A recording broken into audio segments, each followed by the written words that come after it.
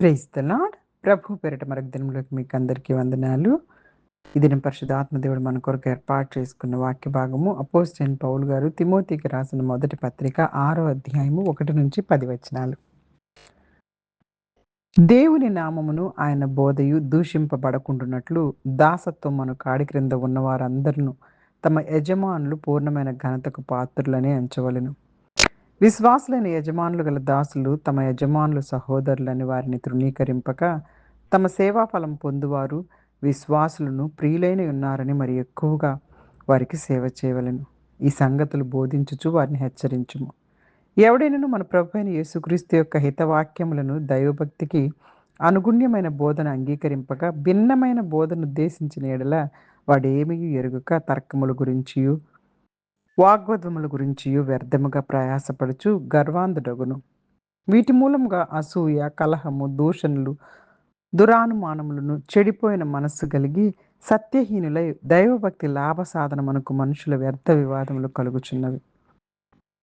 సంతుష్టి సహితమైన దైవభక్తి గొప్ప లాభ సాధనమై ఉన్నది. మనం ఈ లోకంలోకి ఏమీ తేలేదు, దీనిలోండి ఏమీ తీసుకొని పోలేము. కాగా అన్నవస్త్రములు గలవారమై ఉండి వాటితో తృప్తి పొంది ఉందుము. ధనవంతులకుటకు ఆపేక్షించువారు శోధనలోను, ఉరిలోను, అవివేక యుక్తములను, హానికరములైన అనేక దురాశలలోనూ పడుదురు.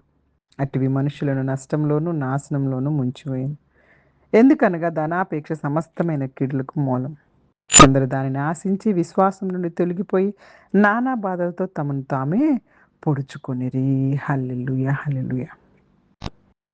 పరిశుద్ధాత్మ దేవుడు ఈరోజు ఈ యొక్క వాక్య భాగం ద్వారా మనతో మాట్లాడడానికి ఇష్టపడుతున్నారు. ఈ యొక్క వాక్య భాగంలో తిమోతి గారికి రాసిన మొదటి పత్రిక 6వ అధ్యాయంలో 1-10 వచనాల్లో పౌలు గారు సేవకులు, యజమానులు, తప్పుడు బోధకులు, భక్తి, ధనాశక్తి వీటన్నిటి గురించి తిమోతి గారికి బోధిస్తున్నారు.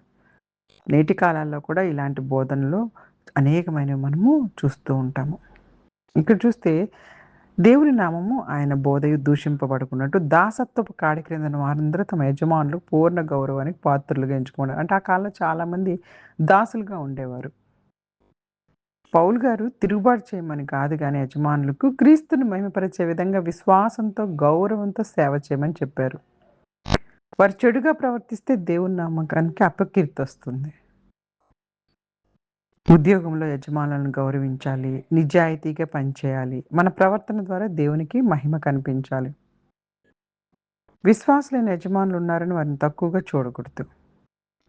అంటే యజమాని కూడా క్రైస్తవుడే కాబట్టి పర్లేదులే ఈయన క్రైస్తవుడేలే, నన్ను గురించి ఏం అనుకో అక్కర్లేదులే, ఈయన కూడా అంటే ఏదైనా అంటే గనక ఆ యజమానిని క్రైస్తవుడయ్యుండి మీరు ఇలా అంటారా అని అనొచ్చులే అని చెప్పేసి నిర్లక్ష్యంగా పనిచేసేవాళ్ళు ఉంటారు. అతడు కూడా క్రీస్తులో సహోదరుడే కాబట్టి ఇంకా ఎక్కువ ప్రేమతో సేవ చేయాలి. అంతేగాని నిర్లక్ష్యంగా ఉండకూడదు. బంధుత్వాలు లేదా స్నేహాల వల్ల బాధ్యత తగ్గకూడదు. ప్రతి పనిని దేవుని కోసం చేస్తున్నట్టు చేయాలి. తప్పుడు బోధకుల గురించి హెచ్చరిస్తున్నారు. యేసుక్రీస్తు ప్రభువారు నిజమైన బోధను విడిచి వేరే బోధలు చెప్పేవారున్నారు. వారు గర్విష్ఠులు. వారికి నిజమైన జ్ఞానం ఉండదు. వారి వాదనలు, అసూయలు, కలహాలు, దూషణలు కలిగించేవారున్నారు. భక్తిని డబ్బు సంపాదించే మార్గంగా ఉపయోగిస్తున్నారు. తప్పుడు బోధకుల లక్షణాలు ఎలా ఉంటాయంటే వారు గర్వంతో మాట్లాడుతుంటారు, వాదనలు చేస్తూ ఉంటారు, అసూయలు, కలహాలు, దేవుని వాక్యాన్ని స్వలాభానికి ఉపయోగిస్తుంటారు, భక్తిని వ్యాపారంగా మారుస్తుంటారు. బోధన ఎల్లప్పుడూ బైబిల్‌తో పరీక్షించుకోవాలి. దేవుని సేవను డబ్బు సంపాదించే సాధనంగా చూడకూడదు. సంతృప్తితో కూడిన భక్తి గొప్ప లాభం. నిజమైన సంపద అంటే ఎక్కువ డబ్బు కాదు. దేవునితో సన్నిహిత సంబంధం మరియు ఆయన ఇచ్చిన వారితో సంతృప్తిగా ఉండటం. దేవుడిచ్చినటువంటి అనేక ఆశీర్వాదాలకు కృతజ్ఞత కలిగి ఉండాలి తప్పించి, సంతృప్తి కలిగినటువంటి జీవితాలు లేకుండా దేవునికి మనం వ్యతిరేకంగా ఉండకూడదు. సంతృప్తి గొప్ప ఆధ్యాత్మికమైనటువంటి సంపద. నిజమైన సంపాదన అంటే ఏదో చాలా డబ్బులు సంపాదించామని కాదు గానీ, దేవునితో సన్నిహిత సంబంధము మరియు ఆయన ఇచ్చిన వాటితో సంతృప్తిగా ఉండటం. లోకంలోకి మనం ఏమీ తీసుకొని రాలేదు, దాని నుండి ఏమీ తీసుకొని వెళ్ళలేం. పుట్టినప్పుడు ఖాళీ చేతులతో వచ్చాం, మరణించినప్పుడు కూడా ఏ భౌతిక సంపదను తీసుకెళ్ళలేము. శాశ్వతమైన వాటిపైన మన దృష్టి ఉండాలి. ధనం తాత్కాలికం, దేవునితో సంబంధమే శాశ్వతం. ఆహారం, వస్త్రం ఉంటే వాటితో సంతృప్తి చెందుతాం. మన ప్రాథమిక అవసరాలు దేవుడు తీర్చినందుకు కృతజ్ఞత కలిగి ఉండాలి. అంతులేని కోరికలు మనకు నిజమైన ఆనందాన్ని ఇవ్వవు. కృతజ్ఞతతో జీవించడం నేర్చుకోవాలి. అవసరాలు మరియు ఆశల మధ్య తేడాను గుర్తించాలి. ధనవంతులు కావాలని ఆశపడేవారు శోధనలోను, ఉరిలోను పడతారు. ధనవంతులు కావడం పాపం కాదు కానీ, ధనమే జీవిత లక్ష్యమైతే అది మనిషికి అనేక శోధనలు, పాపాలు, నాశనాలకు నడిపిస్తది. డబ్బును ప్రేమించకూడదని దేవుడు క్లియర్‌గా చెప్తున్నారు. దేవుని చిత్తమే మన జీవితంలో లక్ష్యం కావాలి. ధనాశ సమస్త కీడులకు ఒక మూలం. డబ్బు చెడ్డదని చెప్పడం కాదు. డబ్బుపై ప్రేమ అనేక రకాల పాపాలకు మూలం. ధనాశ వల్ల కొందరు విశ్వాసం నుండి తొలగిపోయి తమను తామే అనేక దుఃఖాలతోటి పొడుచుకొని చచ్చిపోయారు. డబ్బు దేవుడిస్తున్న వరమే. అంతేకాని అదే మనకి యజమానిగా ఉండకూడదు. దేవునిపై ప్రేమ, ధనంపై ప్రేమ కంటే గొప్పదిగా ఉండాలి. ప్రతి పనిని దేవుని మహిమ కోసం చేసేవారిగా ఈ వాక్య భాగాల ద్వారా పరిశుద్ధాత్మ దేవుడు మనతో మాట్లాడుతున్నారు. యజమానులను మరియు అధికారులను గౌరవించాలి. తప్పుడు బోధల పట్ల జాగ్రత్తగా ఉండాలి. సంతృప్తితో కూడిన భక్తే నిజమైన సంపద. భౌతిక సంపద తాత్కాలికం. పరలోక సంపదే శాశ్వతం. ధనాన్ని ఉపయోగించాలి కానీ ధనాన్ని ప్రేమించకూడదు.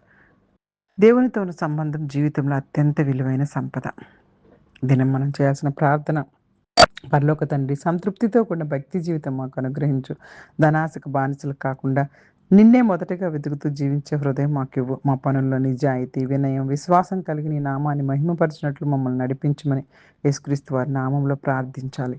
ఇలాంటి ఆత్మతృప్తితో కలిగినటువంటి ప్రార్థనా జీవితం మనందరూ కలిగి ఉండాలని కోరుకుంటూ చిన్ని వాక్యాన్ని దేవుడు ఆశీర్వదించి దీవించునుగాక. Amen. God bless you all. God bless you all.